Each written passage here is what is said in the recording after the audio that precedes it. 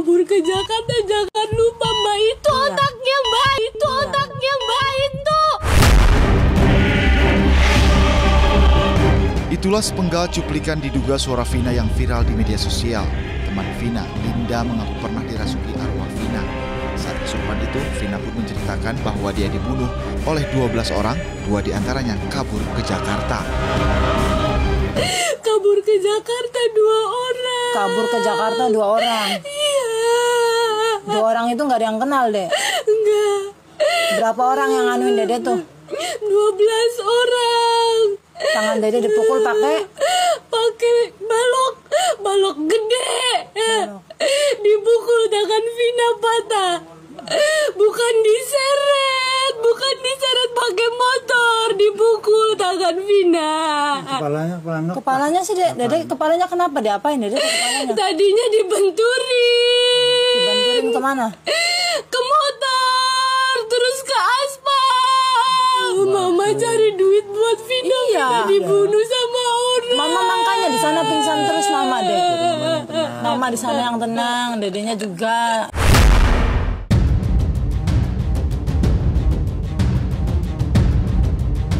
Berdasarkan keterangan, Vina dibunuh pada 27 Agustus 2016 sekitar pukul 22 waktu Indonesia Barat. Saat itu, Vina berboncengan dengan kekasihnya Eki dan rekannya. Namun di perjalanan, kedua korban dilempari batu 11 orang pelaku gerombolan bermotor. Korban sempat berlari menyelamatkan diri, namun para pelaku mengejar dan menjatuhkan korban di jembatan Kepongpongan. Saat terjatuh, kedua korban dibawa ke depan SMPN 11 Talun Cirebon dan dianiaya oleh para pelaku. Bahkan Vina alami pemerkosaan. Usai menghabisi nyawa kedua korban, para pelaku membawa dan meninggalkan jasad di jembatan Kepongpongan agar terlihat seperti terjadi peristiwa kecelakaan.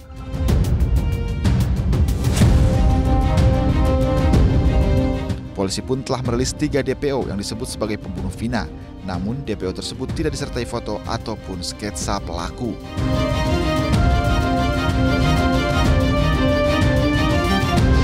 Pemirsa, kasus pembunuhan Vina di Cirebon kembali viral akhir-akhir ini. Namun masih banyak misteri dalam kasus pembunuhan ini, mulai dari keterangan BAP yang berubah-ubah hingga keterangan para pelaku pun yang juga berubah-ubah. Dari laporan terakhir pihak kepolisian mengaku bahwa sudah 1 dari 3 DPO ditemukan. Ini artinya masih ada 2 lagi pelaku yang masih dalam pencarian. Apakah dengan ditemukannya Peggy yang diduga sebagai otak dari pembunuhan Vina ini akan membuka jalan untuk menemukan 2 pelaku lainnya? Kita akan bahas selengkapnya di episode One on One bersama saya, Ayu Nufus. 12 orang pakai balok gede. Dipukul tangan Vina patah. Yang kabur ke Jakarta, jangan lupa Mbak, itu otaknya Mbak itu.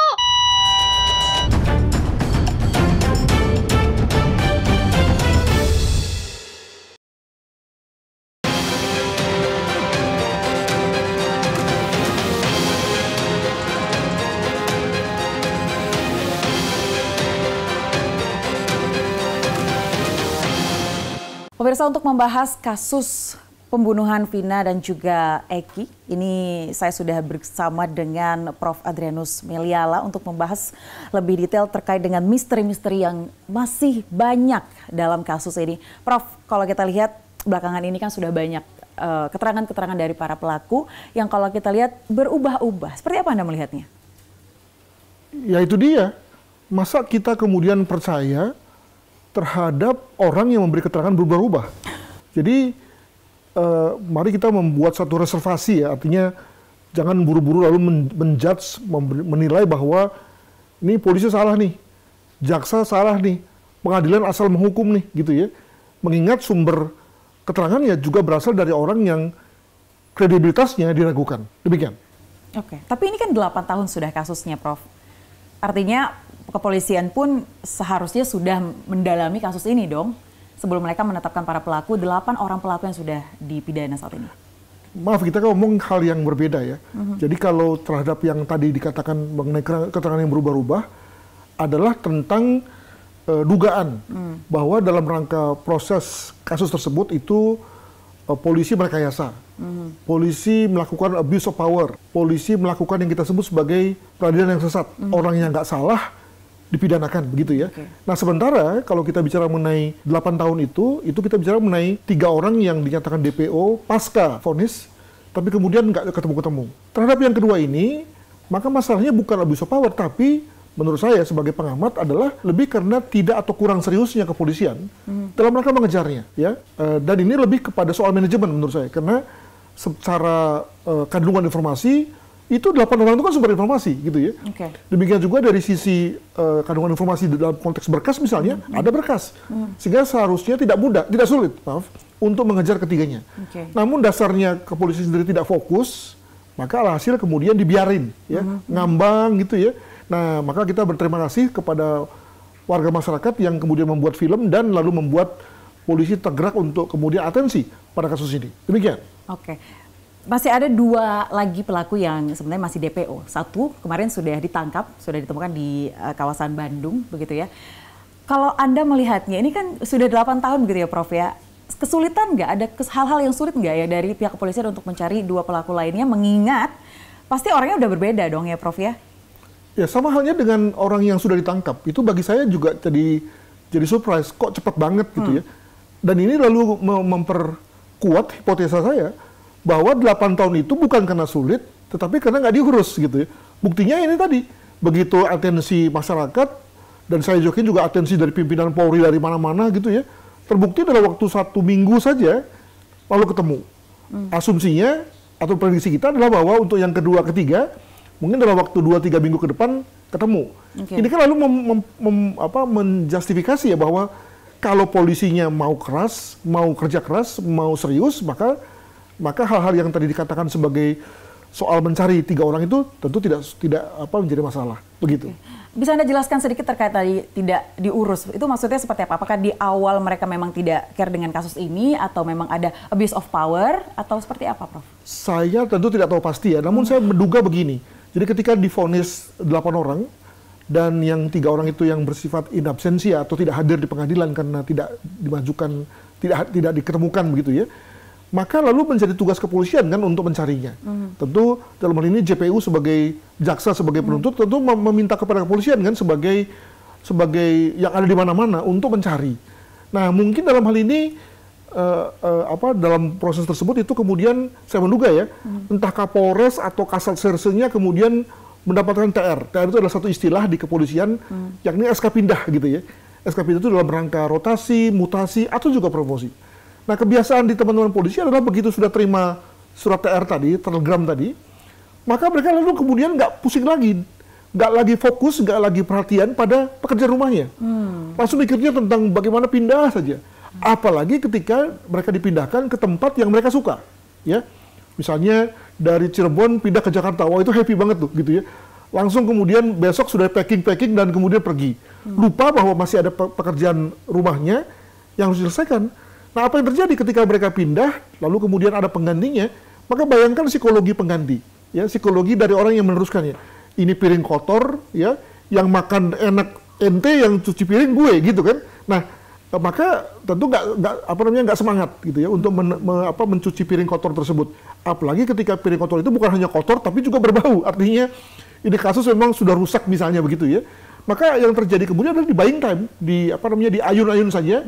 Dibuat lupa sampai kemudian dia selesai di situ dan pindah. Nah, lalu kemudian pindahlah piring kotor itu ke tangan penggantinya. Terus begitu kan. Jadi maka bagaimana mungkin terungkap begitu. Artinya berarti ini seharusnya bukanlah hal yang sulit untuk diungkap oleh pihak kepolisian. Dugaan saya begitu.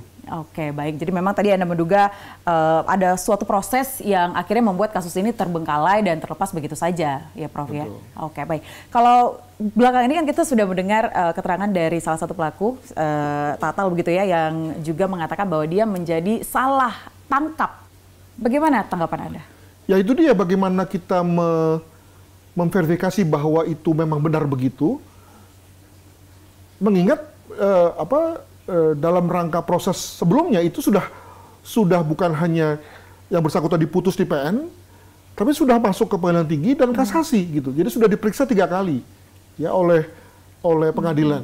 Dan juga jangan lupa bahwa di kejaksaan dan di kepolisian sendiri juga hal-hal yang bersifat hukum acara itu juga kemudian diakses ya dalam rangka ketidakbenarannya kalau memang ada ketidakbenaran. Jadi dengan kata lain yang bersangkutan tadi saya memakai istilah tidak atau kurang kredibel untuk diyakini kebenarannya, mengingat pada saat-saat yang lain itu tidak terdapat situasi di mana ada indikasi penyalahgunaan. Nah, apalagi ketika sekarang ini sudah ditemukan 1 orang DPO ya.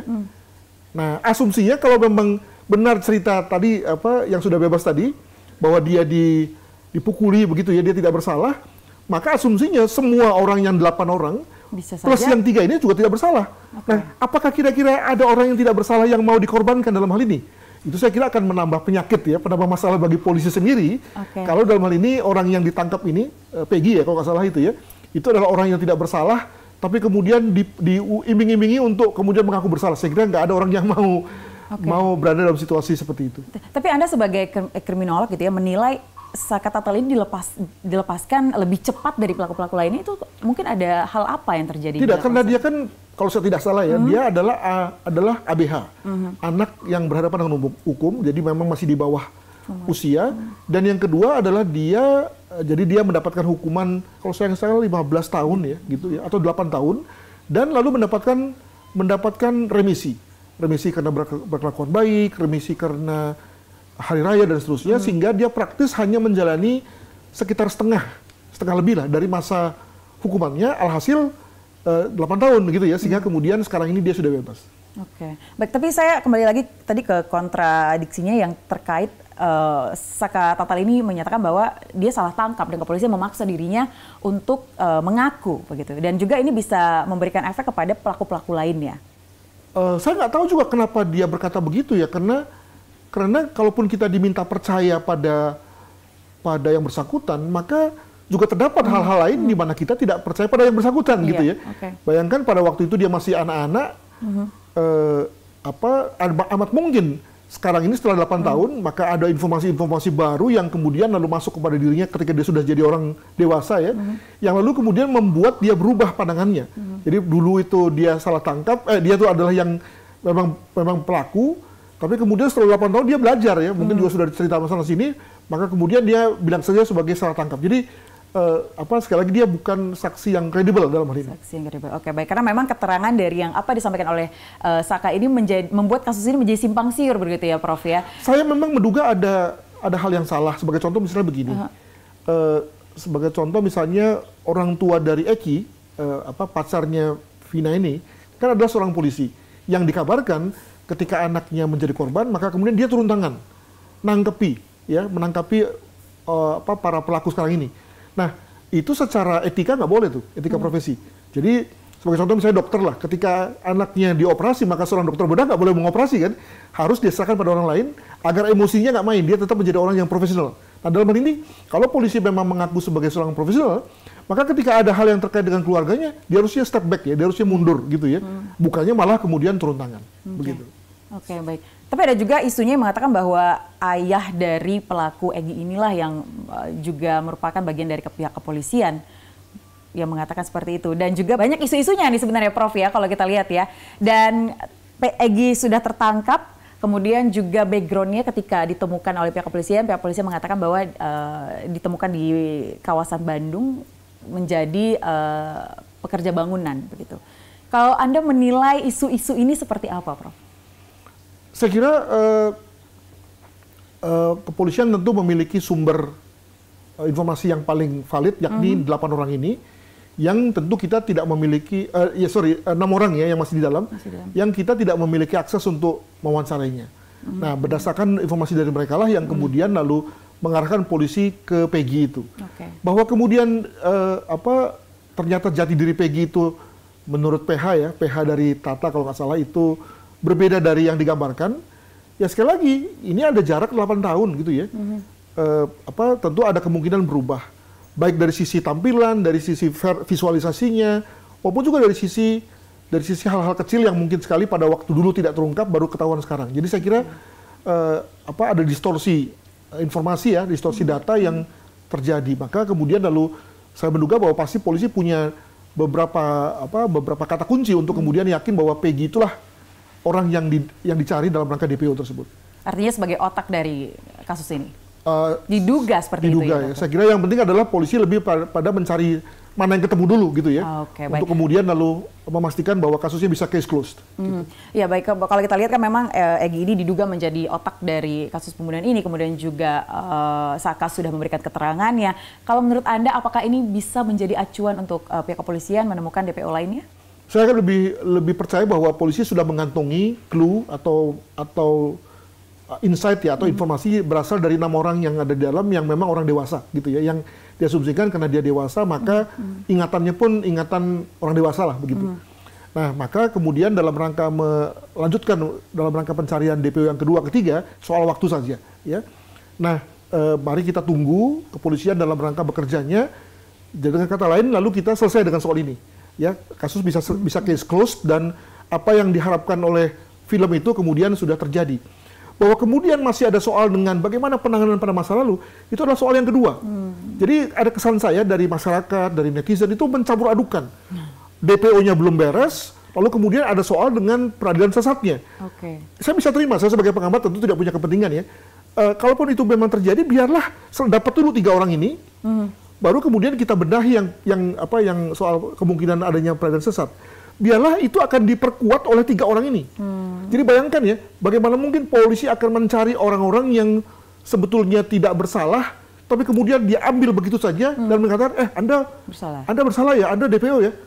Itu kan namanya mencari penyakit kan, gitu kan? Oke, baik. Gitu, jadi pakai pendekatan logis saja. Baik, pendekatan logis. Tapi ada satu lagi yang juga sempat viral juga nih ya Prof, ya, terkait dengan rekannya, yang diduga rekannya Vina, begitu namanya Linda, yang dikerasukan arwah katanya gitu. Menurut Anda apakah ini bisa menjadi acuan dari pihak kepolisian untuk menemukan pelaku-pelaku lainnya dan membuka kasus pembunuhan ini? Tapi kita akan bahas nanti, Prof, usai jeda. Jangan kemana-mana, tetaplah di One on One.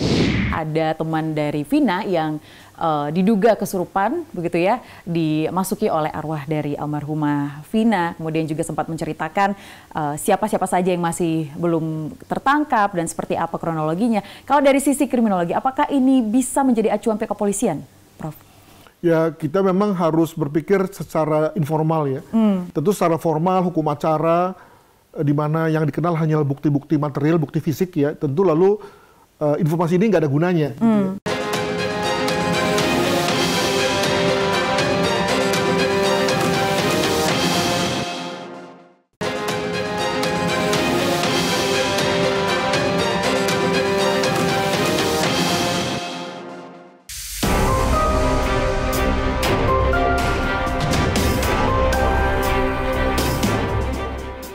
Peggy Perong masuk dalam daftar pencarian orang atas kasus pembunuhan Vina di Cirebon pada 2016 silam.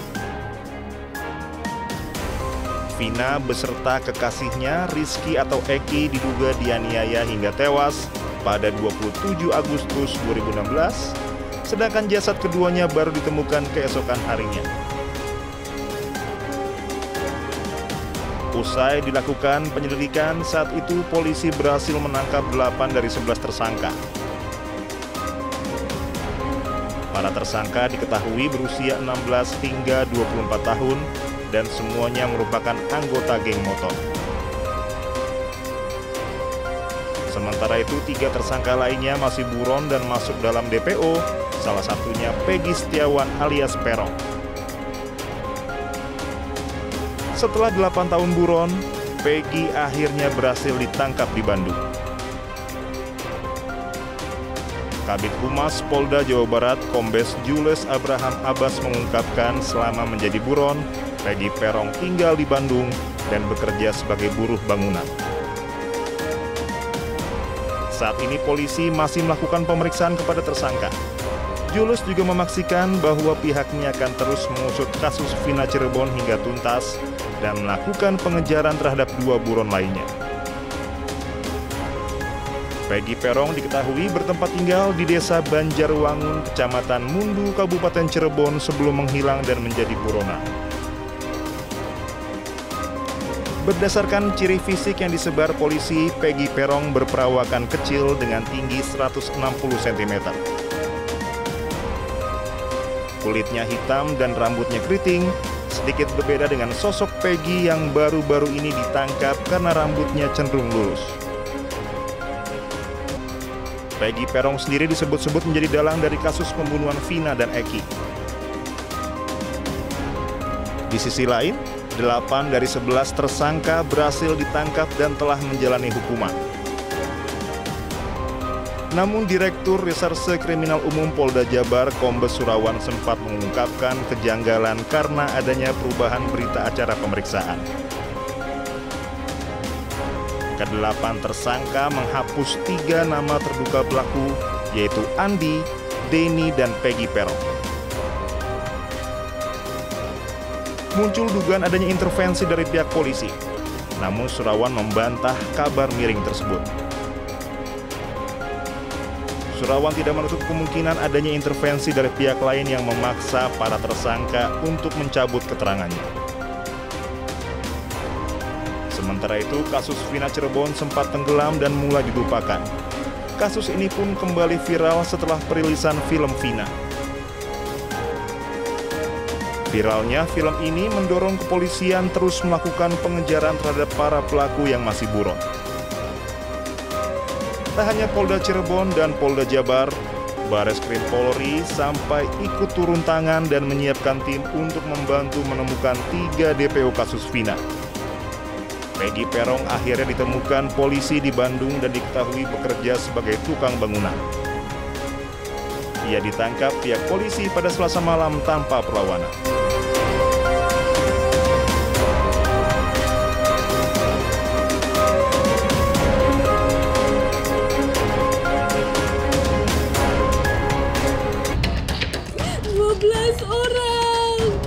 Pakai balok gede, dipukul tangan Vina patah. Yang kabur ke Jakarta jangan lupa Mbak itu, otaknya Mbak itu.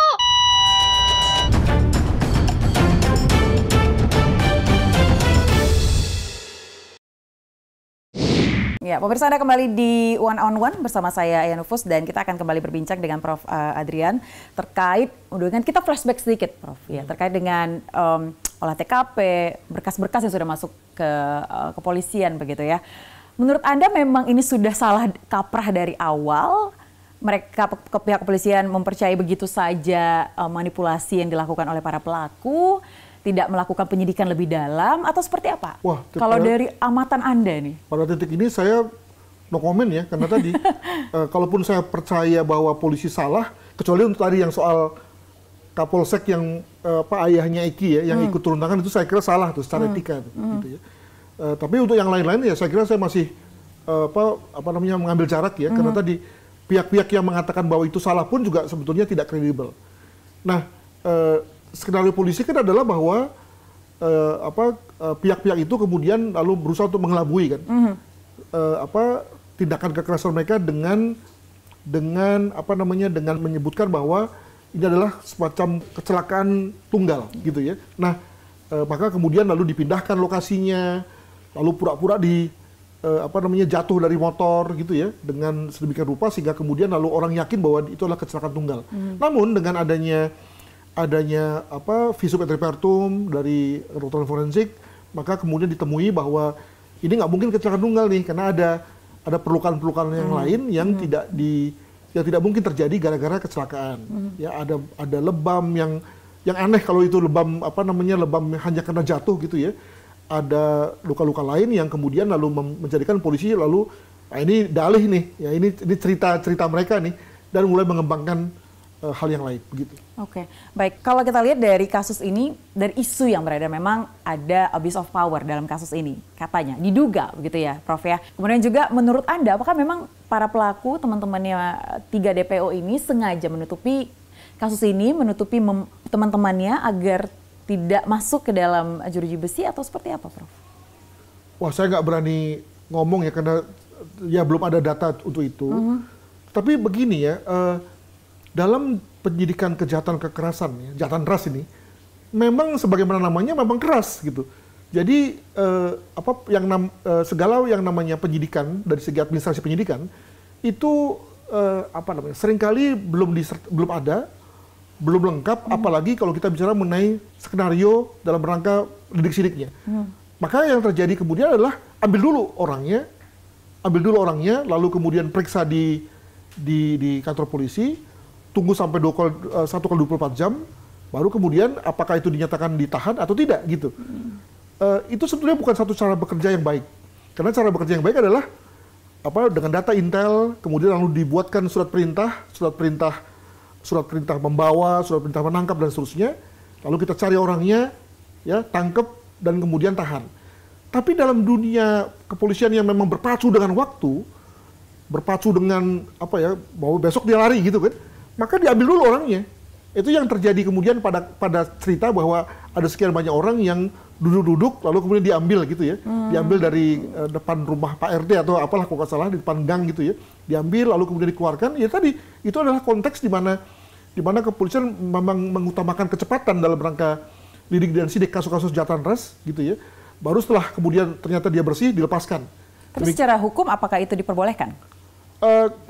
KUHP kan memberikan koridor 1 kali 24 jam untuk kemudian lalu dipastikan status kita apa. Apakah mau terus ditetapkan sebagai tersangka dan kemudian ditahan atau kemudian dikembalikan ke rumah begitu ya. Nah, tapi sesuatu yang secara hukum itu sendiri kan juga sebetulnya bayangkan begini ya, kita ini orang biasa tiba-tiba dipanggil polisi atau dibawa ke kantor polisi kan tegang gitu ya.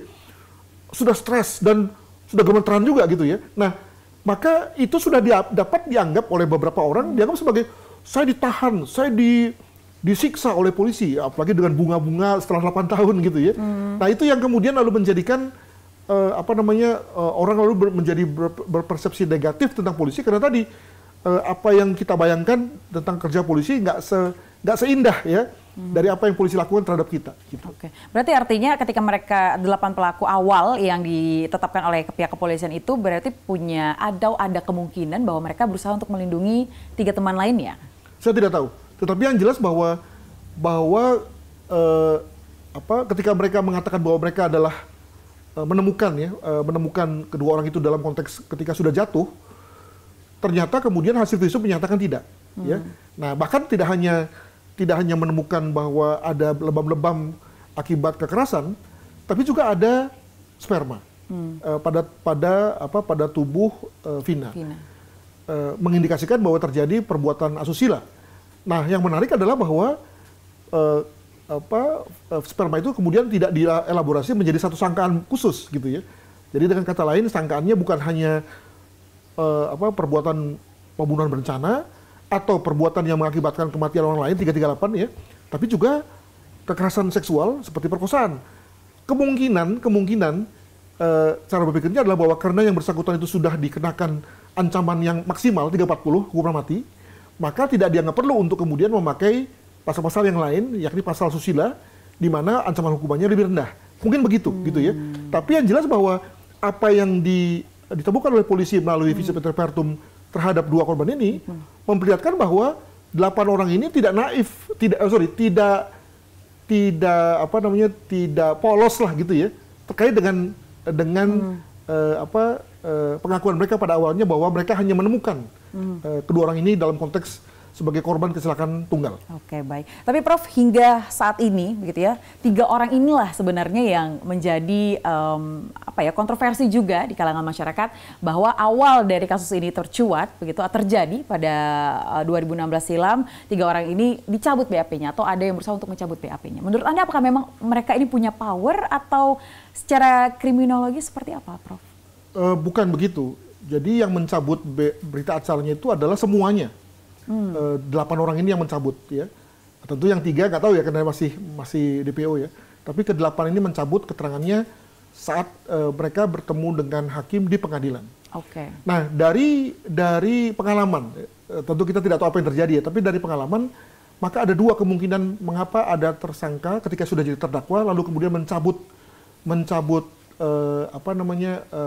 berita acaranya. Yang pertama adalah bahwa memang mereka merasa bahwa apa yang dijanjikan oleh kepolisian, oleh kejaksaan pada fase di mana mereka ditangani, itu kemudian tidak muncul di pengadilan. Ya, di kejaksaan atau di kepolisian mereka dijanjikan bebas. Tapi kok kasusnya jalan terus gitu ya. Maka kemudian dengan mereka mengatakan mencabut itu, maka berharap bahwa biarlah pengadilan yang kemudian menjadi penentu, gitu ya. Yang kedua, ada unsur bersama-sama. Jadi ini memang khas bersama-sama nih, ya. Ketika diperiksa perkaranya perkara splitching, gitu ya, sendiri-sendiri. Tapi begitu dimajukan ke pengadilan itu rame-rame. Nah, ada kemungkinan satu orang itu mengatakan saya mencabut, yang lainnya bilang hal yang sama. Sekali lagi ini adalah kelompok anak muda yang unsur kohesi itu, kebersamaan itu menjadi penting kan, solider lah begitu. Maka begitu satu orang bilang tidak, maka yang lain bilang tidak juga, gitu ya. Nah, kemungkinan itu yang saya duga dalam konteks pencabutan tersebut. Oke, baik. Hingga saat ini masih ada 2 DPO lagi, begitu ya, Prof ya, yang belum tertangkap. Peggy sudah tertangkap. Dan kalau dari sisi kriminologi ini, saya ingin bertanya terkait dengan tadi di awal saya sempat bertanya ada teman dari Vina yang diduga kesurupan, begitu ya, dimasuki oleh arwah dari almarhumah Vina. Kemudian juga sempat menceritakan siapa-siapa saja yang masih belum tertangkap dan seperti apa kronologinya. Kalau dari sisi kriminologi, apakah ini bisa menjadi acuan pihak kepolisian, Prof? Ya, kita memang harus berpikir secara informal ya. Tentu secara formal, hukum acara, di mana yang dikenal hanyalah bukti-bukti material, bukti fisik ya. Tentu lalu informasi ini nggak ada gunanya gitu ya. Tapi memang dalam kenyataan sehari-hari itu kepolisian itu juga gitu tuh, nanya ke orang pintar ya. Lalu kemudian begitu orang pintar bilang A, lalu kemudian polisi misalnya ternyata benar tuh gitu ya. Maka kemudian dicari pembenarnya, dicari link yang bisa kemudian menyebabkan secara empiris, secara material dapat diterima. Misalnya, kemudian lalu dicari siapa yang ada di situ, ya, yang lalu kemudian menyaksikan, gitu. Sehingga lalu kemudian kepolisian tidak nanya kepada dukunnya, tapi nanya kepada orang itu yang menyaksikan. Begitulah kurang lebih prakteknya di lapangan. Namun saya kira dalam hal ini tentu kepolisian yang mana yang mengetahui itu, karena kita bicara mengenai konteks 8 tahun. Maka ketika pun ada mimpi itu, dia ngomong nggak kepada polisinya. Dari polisi siapa tuh yang kemudian menerima hal itu? Sekali lagi saya mengambil satu tesis bahwa selama 8 tahun ini, itu nggak ada lagi pihak yang kemudian eager ya, atau bersemangat untuk ngerjain atau melengkapinya dalam 8 tahun ini. Sehingga ketika ada orang datang yang bilang bahwa, Pak saya bermimpi, bayangkan bagaimana penerimaan polisi gitu ya. Kok mimpi aja datang ke saya sih gitu ya. Emang saya orang pintar gitu ya. Oke, baik. 8 tahun sudah kasus ini dan baru mencuat lagi dan sepertinya ini baru ditangani dengan serius dan dengan cepat ditangkap satu orang. Saya ingin minta pendapat Anda, tapi kita akan bahas usai jeda. Pemirsa jangan kemana-mana. Sejauh ini kelihatannya kepolisian belum menerima ide itu. Ya alhasil tadi banyak kasus yang cold case, dan yang lebih repot lagi adalah bahwa yang cold case ini tetap cold case, sementara para pejabat-pejabat yang bertanggung jawab itu naik pangkat. Ini kan satu hal yang ironis ya. Mestinya kasus ini oke lah cold case, tapi ente juga ngerjain dong. Ente juga ini anggap sebagai bagian dari semacam bad point ya dalam rangka kinerja. Ini enggak. Yang bersangkutan jadi jenderal, jadi apa, sementara pekerjaan rumahnya ditinggalkan.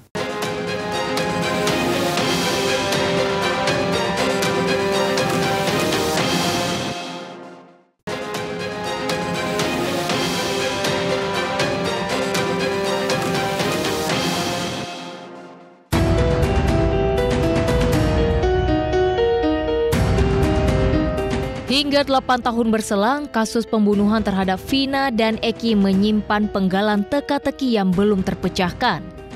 Setelah ditangkapnya Peggy alias Peron, 2 pelaku masih buron, sementara 8 tersangka lainnya telah divonis penjara. Eko Ramdhani, Hadius Saputra, Jaya, Eka Sandi, Supriyono, Sudirman, Rivaldi Afidia, semuanya divonis seumur hidup.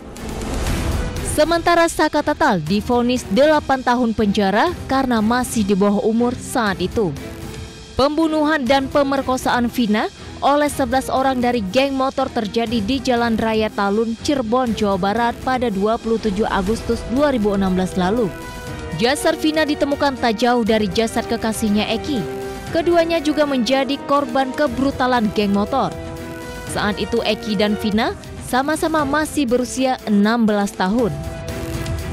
Saat kejadian, Vina dan Eki sempat keliling dengan klub motornya, namun dilempari batu oleh kelompok motor lainnya. Vina dan Eki dipukul hingga luka parah, bahkan sebelum meninggal Vina diperkosa pelaku secara bergantian. Lalu jasadnya dibuang ke bawah jembatan, keduanya pun dianggap menjadi korban laka lantas.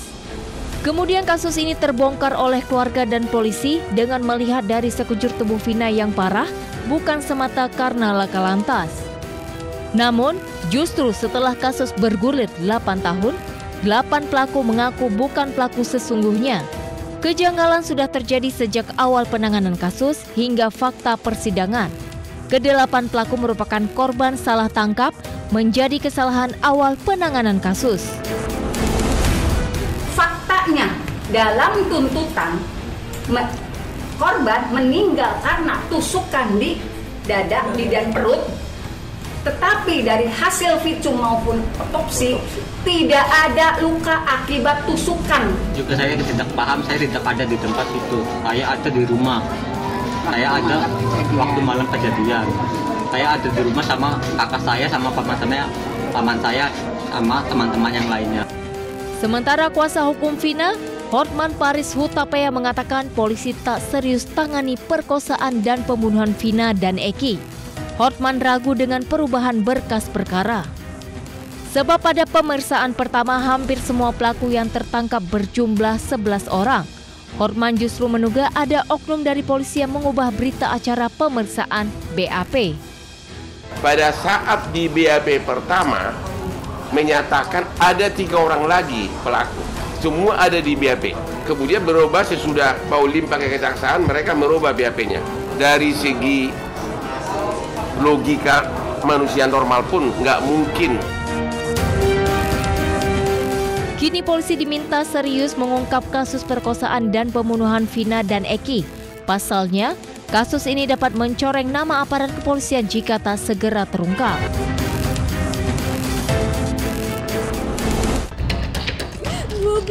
orang pakai balok gede, dipukul dengan Vina patah.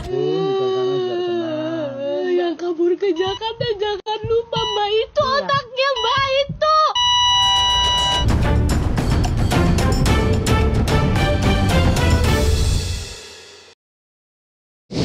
Prof, ini kan masih ada 2 orang lagi yang masih buron, begitu ya, masih statusnya DPO. Kalau menurut Anda, seperti apa pihak kepolisian sekarang? Kenapa baru serius sekarang begitu?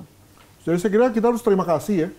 Betapapun agak sedikit parodi ya, no viral, no justice. Namun ya kalau memang situasinya seperti itu, saya kira itu menjadi satu reminder bagi kepolisian untuk membuat satu sistem di mana betapapun tidak viral, betapapun tidak ada perhatian, tapi polisi tetap bekerja. Untuk itu misalnya maka ketika sekarang ini kita menduga ya bahwa banyak kasus-kasus yang nggak selesai gitu, dan kemudian kita sebut sebagai cold case, maka bagaimana caranya untuk menjadikan kasus yang cold case itu menjadi hot case gitu ya, tetap menjadi panas dan diperhatikan. Karena begini, kalau kita bicara mengenai kinerja polisi, wajar kalau kemudian mereka memberi perhatian pada hot cases. Kasus yang datang itu yang ditangani duluan. Kasus yang menarik perhatian, kasus yang mendapatkan atensi pimpinan itu yang ditangani duluan. Kasus yang mudah tangani duluan. Karena mereka memakai pendekatan kinerja, ya. Selalu diukur tuh, berapa kasus yang selesai, berapa anggaran yang terserap. Jadi bayangkan ketika mereka mau mengambil kasus yang sudah cold, yang dipastikan sudah lama, rusak, capek, ya itu mikir-mikir kan gitu ya. Nah untuk itu maka mestinya ada satu unit, satu direktorat di kepolisian yang bekerja dengan pendekatan, bukan dengan pendekatan kinerja, tapi dengan pendekatan output. Jadi yang penting selesai. Soal lama nggak apa-apa, soal biayanya unlimited. Soal berapa orang nih gue kasih nih gitu ya, orang-orang yang terbaik agar kasus itu bisa selesai, sehingga sekali lagi dia menjadi kasus yang case close karena tadi sudah hot lagi. Nah sejauh ini kelihatannya kepolisian belum menerima ide itu.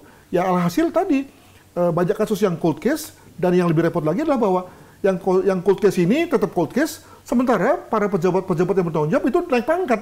Ini kan satu hal yang ironis ya. Mestinya kasus ini oke lah cold case, tapi ente juga ngerjain dong. Ente juga ini anggap sebagai bagian dari apa namanya semacam bad point ya dalam rangka kinerja. Ini enggak. Yang bersangkutan jadi jenderal, jadi apa, sementara pekerjaan rumahnya ditinggalkan. Demikian. Oke, baik. Berarti memang ini juga menjadi pelajaran untuk pihak kepolisian, begitu ya, Prof, ya, supaya tidak lagi terjadi hal-hal seperti ini. Dan kriminalitas seperti geng motor juga ini yang sebenarnya menjadi hal yang diperhatikan oleh masyarakat, betapa kejinya geng-geng motor ini. Kalau dari kriminologi Anda sebagai pengamat seperti apa? Mereka selalu berada dalam 3 hal. Pertama, memanfaatkan ruang sepi, memanfaatkan bad lit situation, lampu yang gelap, dan yang ketiga adalah soal bersama-sama. Dengan kata lain, mereka mampu bertindak berani, memepet kendaraan dan seterusnya itu karena mereka bersama-sama. Dengan kata lain, kalau dia sendiri sih ngeri juga gitu ya, tapi karena rame-rame maka dia berani. Nah, maka kepada semua pimpinan, semua pemerintah kota tadi selalu buat semua elemen kota itu rame, terang, terutama pada malam hari. Dan yang ketiga adalah ketika ada gerombolan-gerombolan yang rame-rame, segera potong ya, bubarkan agar kemudian tidak menjadi gerombolan pembegal. Demikian. Oke. Tapi yang terakhir nih, kalau dari pengamatan Anda, mengapa anak-anak geng motor ini selalu yang di bawah umur, Prof? Ya, ini kan juga bagian dari pencarian jati diri. Ya, ketika sekarang ini orang bisa mendapatkan motor hanya dengan 500.000 ya, tentu ngangsur ya. Maka dan lalu kemudian bersama-sama, maka mereka sudah menjadi orang dewasa ini, padahal masih kecil gitu ya. Nah, andaikan saja mereka naik sepeda tentu tidak merasa dewasa, tapi ketika sudah jadi orang dewasa, merasa dewasa bersama-sama, maka lalu kemudian mereka merasa semacam terpenuhi. Dan yang kedua kemudian dalam pencarian jati diri itu adalah mereka mencari orang yang sepantaran yang juga bersedia mengakui diri mereka sebagai dewasa. Itulah musuh. Nah, mereka mencari musuh. Baik, berarti pendekatan apa yang seharusnya bisa merubah hal-hal tersebut? Saya kira langkah-langkah kepolisian yang bersifat memepet ya, memotong, memangkas pembegal dengan cara operasi malam hari, patroli malam hari itu udah tepat sebetulnya. Cuma tadi tentu saja kepolisian terutama pada kota-kota kecil punya constraint dana, constraint sumber daya manusia juga untuk bisa melakukan pada malam hari, tentu nggak gampang ya, demikian. Oke, baik. Terima kasih Prof. Andrian atas perbincangan kita, dan pemirsa demikian perbincangan dan juga terkait dengan pengamatan kriminolog dari Universitas Indonesia. Kita ketemu lagi di one on one berikutnya. Terima kasih dan sampai jumpa.